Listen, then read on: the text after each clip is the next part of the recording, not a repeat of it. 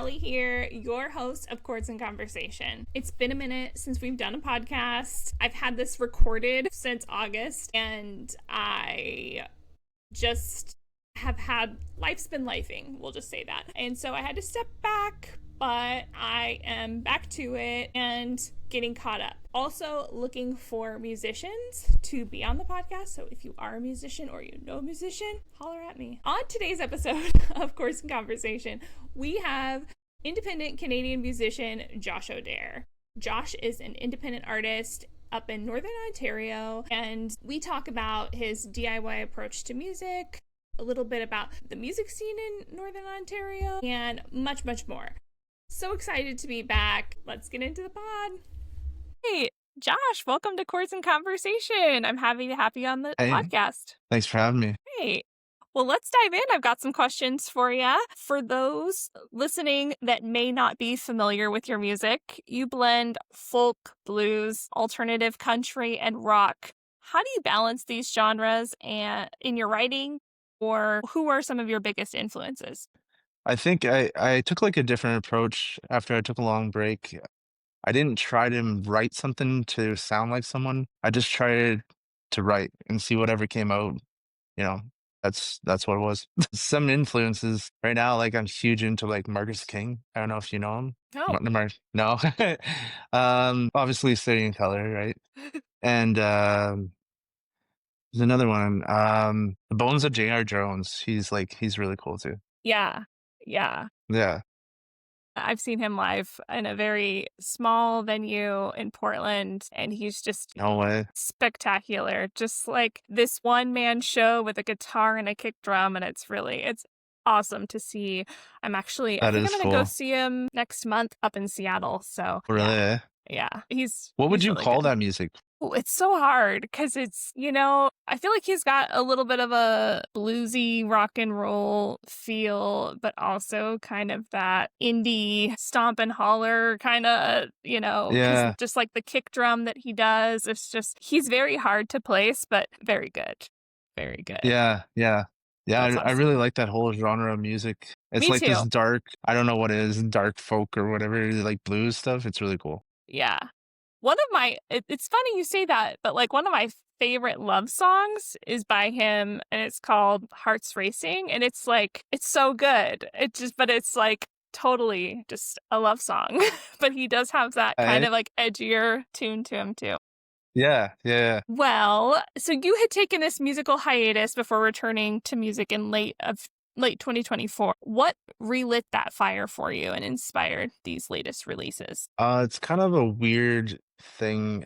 I have a camper at a campground, and we have a big group of friends there, and they would always ask me, like, they knew that I play guitar, so they would ask me to play guitar. I was like, nah, I'm not really into it. And like one weekend, I was like, okay, I'm gonna bring out the guitar. I'm like gonna play some songs, and I just didn't know any songs, right? So it was like, okay, well, I'm gonna take the winter. I'm gonna learn some cover songs, just play around the fire and have fun. And it just turned out like I wrote one song, and I was like, I like this. Like when I was a kid, it was very hard to like write songs, like lyrically, like was my problem, right? And maybe f- maybe because I left for so long and then all the life experiences and stuff like that, maybe it sparked something. I don't know.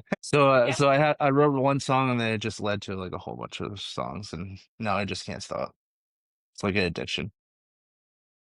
The floodgates have opened and all the songs are coming out now. Nice. I mean, that's cool. I think mine's like the reverse of that. I wrote a lot of like poetry and like song lyrics when I was younger, and now I feel like nothing comes out. Oh yeah. Yeah. I always wanted to be in a band and to do all of that stuff, but I can't play instruments. I've tried to play guitar. I can't even play a ukulele very well, but it's Do you have like any friends that play though? I do. And I mean, I love to sing, but Yeah, maybe you can just you know, bug a friend and be like, "Hey, play guitar for me." yeah, for sure. Do you have a favorite track that you've released or one that you find resonates most with new listeners? Probably All for Nothing, just based on its sound. Like, and that's the sound I want to go towards. and I have been. So I think writing that song really sparked something else, right? Like it gave me like a new genre, and I really wanted to like dive into that. Yeah. Well, you Yeah. grew up based and are based in Northern Ontario, Canada. What's the music scene like there? And how does that impact you as a DIY musician? In Sudbury, there is a great like local music scene. There's a lot of people here that play music, and they're just great people. And it's cool. Like once I got back into it, I got to meet all these people, and like you just learn that they're really good people, and then they become your friends. Like, and the only thing is, it's really far away from everywhere.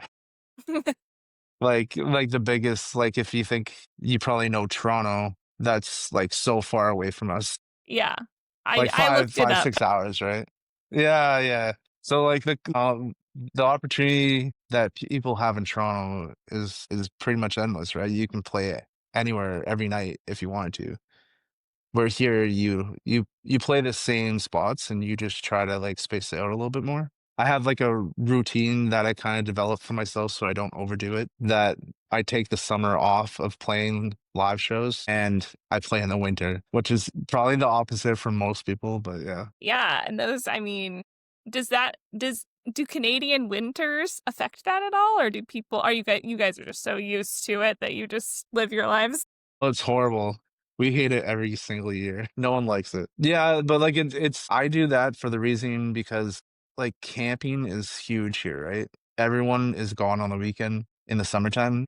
So come October, that's when people are back home and they're looking for something to do. So I thought that was a pretty good system from myself. Yeah, and you get to go camping and enjoy the outdoors. Yeah, and I go camping every weekend, so it's like I'm pretty busy That's pretty cool. I enjoying. I'm gonna have to check out Northern Ontario on one of my next trips to Canada for sure. It's pretty cool here. Yeah, is it I would assume more rural than, like, the city, like, because I have been to Toronto, been to Ottawa. That's about Yeah, the it's nothing like those places. It's like if you drive, Sudbury's, it's not very big, but it's big enough. But once you go on the outskirts of town, like it's like a lot of lakes, and if you like fishing, camping, just having a good time with friends, Yeah, that sounds yeah, great. yeah. Well, we were just talking about how you're a DIY musician. You write, record, design, and promote yourself. What aspects of that do you love, and what do you find most challenging? I think the creation, like creating content is challenging. But me and my wife, like she does a lot of the photos and the videos and stuff, right? And that was our whole thing before I got into this was we enjoy photography.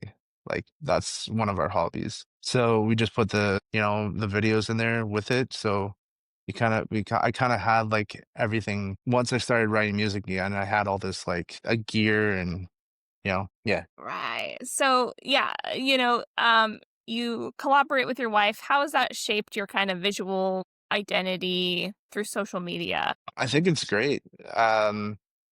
You know, we do look forward to like going out and shooting content when a new song's coming out or something like that. And right now, we're doing a lot of stuff with like the band. Um, so filming content, like if we go jam, she comes with us and films and stuff like that. Yeah, so you introduced your band to your listeners on your social media. How did you get hooked up with those musicians? So remember how I was saying like you meet people like these in the music scene here in Sudbury. And luckily enough, two of those musicians actually worked at a music store. So I would always go buy my strings and stuff like that. And then I would spend more like time talking to the guys than just going in and out and buying the strings. And then Matt, the drummer, I asked him one time to like record some drums for me. He's like, yeah, no problem. And then I played a lot of shows with the bass player, Jordan. And then he was like, hey man, if you ever need a bass player, like let me know. And then Steve, the guitar player, he does the booking for the townhouses for the townhouse, and that's like the venue in Sudbury to play, right? And he said the same thing. Like he's like, if you ever need a guitar player, so I was like, it made sense. I didn't go looking for people; it just kind of happened. When did you feel like you were to the point where you wanted to bring in band members? Was it just that the opportunity presented itself with these different musicians offering that? Or was it something that you were kind of had going in the back of your head that you wanted to maybe expand and have a band that played with you? I think I've always thought of it, and I thought it would be a cool idea, and I just like the idea that you can play with a band live, and then you can play just acoustic, and you can hear the same songs, but they're totally different, right? I just really like that kinda Yeah. yeah. Has playing has, bringing in this band changed the way you think about writing music? Have they been able to give you some ideas of things to do to flesh out those songs? So I kinda walked in with the first jam over, like, last winter, spring. I wrote a bunch of new songs with, like, a new genre in mind. So I walked in with these songs, they're lyrically finished, and, like, I have the chords and stuff like that for it. And I just told them, like, "Do whatever you think fits the song." Like, I don't wanna write your parts, like, I don't wanna do any of that. Just because then it's kinda cool, right? You have all these musicians with different styles putting music to my songs, which is really cool. That is really cool. And, like as artists grow, their sound evolves and changes and they experiment sonically. If you could experience with a radically different genre or format, where would you go next musically? That's a tough one. I don't know.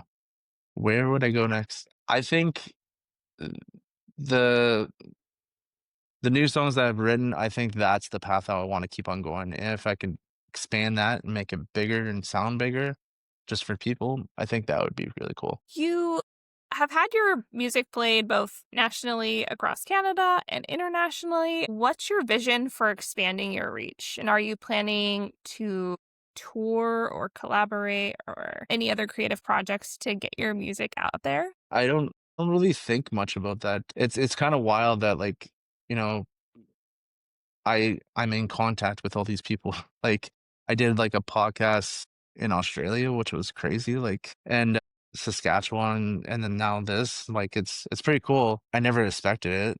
I just release music just to for my own enjoyment. I would like to play more shows going forward. It is a little bit harder in Ontario just because it's so far away from each other. That's the challenge. Yeah. Yeah, I can imagine that. Yeah. I was actually talking to a friend and he's playing in the UK and I was like he's going on tour in the UK and I was like, is it far? Like, do you have to travel far to these like, because he's going to a different country every day or whatever it is. And he's like, no, man, it's like 45 minutes. Yeah. It's It's crazy.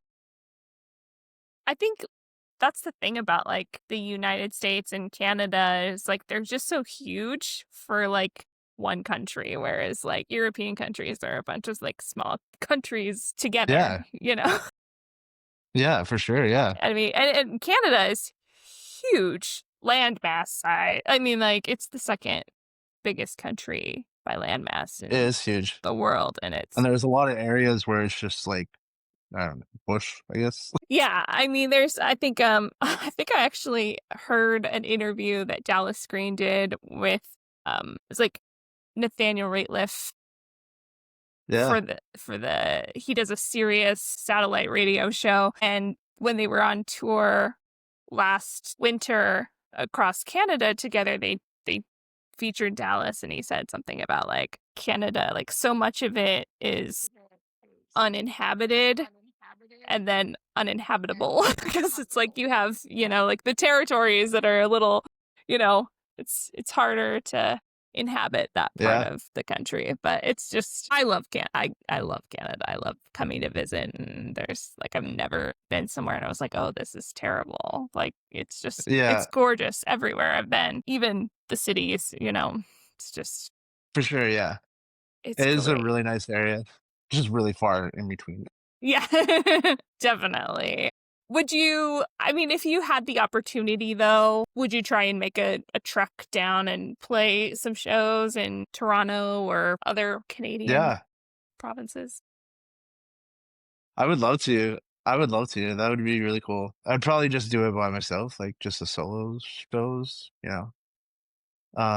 I know I was talking to someone out in Saskatchewan when I did an interview there, and he was like, if you ever want to like come out here, I can help you, and you can come on the radio and do your own show. And I was like, that would be so cool. It's That's just pretty like, awesome. 23 hours away. Yeah, I that's like one of the I have not ever been to Saskatchewan. Uh but I've Yeah, been to neither have a I. lot of the different provinces, and that's like it was one that I mean I have interest in going to, but at the same time I hear it's a little bit Yeah. the prairies are Pretty a flat. whole lot of nothing Yeah, not in much to a see. in a not in a bad way, but just in a way that there's not a whole lot there. Yeah, but I did hear that the music scene out there is pretty crazy, though. I You did know hear that. what? Have you this is like it's not music, but even um I read the Mike Myers, he wrote this book, I think it's just called Canada, and he talks about going on tour as a comedian for Oh, Second yeah? City. And like he had all these stories about doing comedy shows in Saskatchewan. I was like, that's so random. That's Like, funny. That yeah. is really random. And you hear about, I mean, I feel like all of the Canadian musicians that I've met and interacted with, they all have like smaller towns that have music scenes. It's not, it's, Yeah, I think it's something from all of my experience that's really like celebrated in Canada is music. for sure. And I feel like it's encouraged even by like the government. There's just like, It is, yeah. Yeah. it's, You can actually claim it on your taxes. it's, that's just, it's awesome. Yeah. So cool. Yeah. Well, looking ahead, So if you're like a oh, go ahead. I was gonna say, if you're a DIY musician and you buy, like, equipment, like studio equipment, apparently I haven't done it, but you can write it off on your taxes and stuff like that. I That's mean, what I've been told.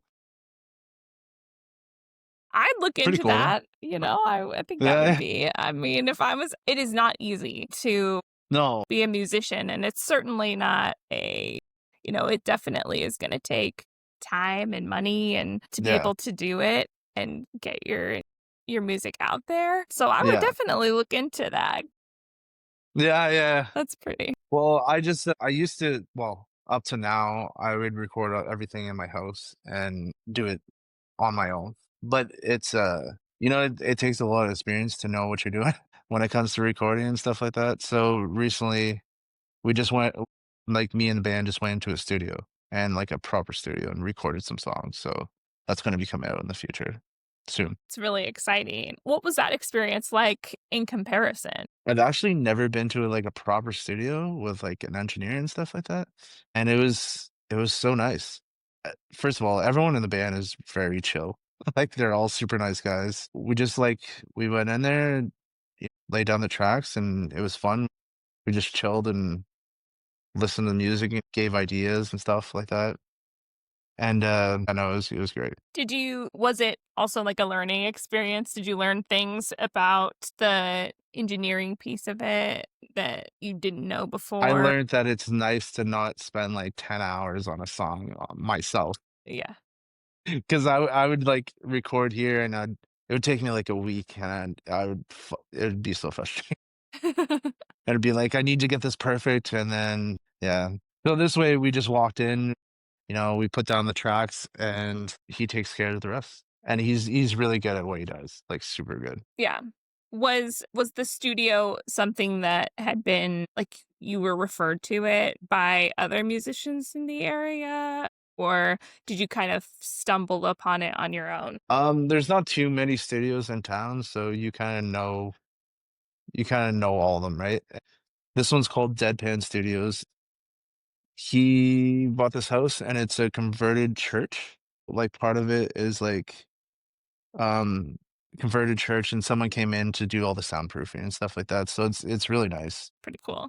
Yeah. Yeah. Well, looking ahead, what do you hope your music will evoke in listeners now and in the years to come? I just hope that, people can hear, like, the honesty behind the songs, and maybe just connect to it. And I really, I just do it for myself, and if other people like it, it's awesome. That is awesome. And I mean, I think that's the most authentic kind of music is when you're doing it for yourself and then other people connect to it. What For message do sure. you have for listeners that may discover your music from listening to this podcast? Well, first of all, thank you for listening to the podcast, and thank you for having me. This Yeah. is awesome, by the way. Yeah, I just hope you guys enjoy it. If you hear, it's on Spotify. Yeah, I just hope you guys enjoy the music. Yeah. Do you have your music? I know it's on Spotify. Is there anywhere else people can find your music? Do you have like a Bandcamp, anything like that? I always say just Spotify, but yes, it's like everywhere. It's It's everywhere. it's on Apple. It's on all the sites, all your streaming services.